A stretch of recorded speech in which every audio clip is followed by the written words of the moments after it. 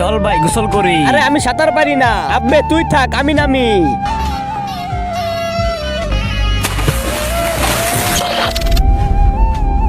হ্যাঁ আমি কই আইছি। আরে আমি কেমন করে ছোট হলাম? আরে ভাই ওই দিদার নিচে নিচে। আরে ভাই আমি ছোট কেমন করে হলাম? আমরাও ছোট হয়ে গেছি ওই নদীতে গোসল করতে যে। আব্বে কেমন করে? আমরা জানি না। আরে ভাই ওখানে একটা রাক্ষস থাকে, ওই রাক্ষস ওখানে প্রস্রাব করে দিয়েছে, আর যে ওই নদীতে গোসল করে সে এখন ছোট হয়ে যায়। কোনো কি উপায় না এদের বড় করতে?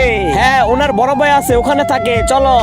ওই যে দেখো, ওই যে ওই দানবের বড় ভাই, সে যদি প্রস্রাব করে এদের শরীরে ছিটিয়ে দাও তাহলে ঠিক হয়ে যাবে। ঠিক আছে আমি আনতেছি, যাও। হে দানব এই পানি খেয়ে নে আর প্রস্রাব করে দে।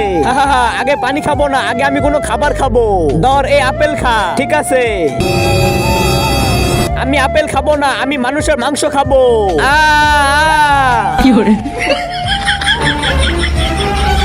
শালা তুই আমার মাংস খাবি, দাঁড়া ওখানে।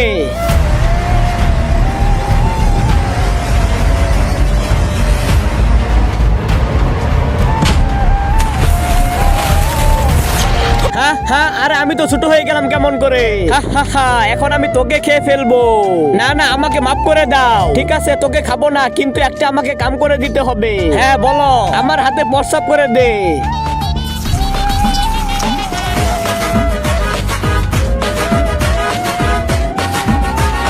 হ্যাঁ আমরা বড় হলাম কই? তার আগে বন্ধুরা, তুমি কি আল্লাহর ঘর মসজিদকে ভালোবাসো নাকি মন্দির ঘর মূর্তিকে ভালোবাসো? যদি তুমি আল্লাহর ঘর মসজিদকে ভালোবেসে থাকো তাহলে এই ভিডিওতে একটা লাইক দিয়ে চ্যানেলটি সাবস্ক্রাইব করে দিবে। আর মন্দির ঘর মূর্তিকে ভালোবেসে থাকলে কিচ্ছু করার দরকার নেই, আর কমেন্টে লিখে দাও আই লাভ ইউ আল্লাহ। আরে ভাই ওরা বড় হলো না কেন? আরে ভাই তারা বড় কেমন করে হবে? আমি তো বলেছিলাম সে বড় থাকা অবস্থায় প্রস্রাব ছিটিয়ে দিতে, কিন্তু সে তো এখন ছোট হয়ে গেছে। এখন তার প্রস্রাব ছিটিয়ে দিলে কোনো লাভ হবে না, তোমরা ছোট থেকে যাবে আর বড় হবে না।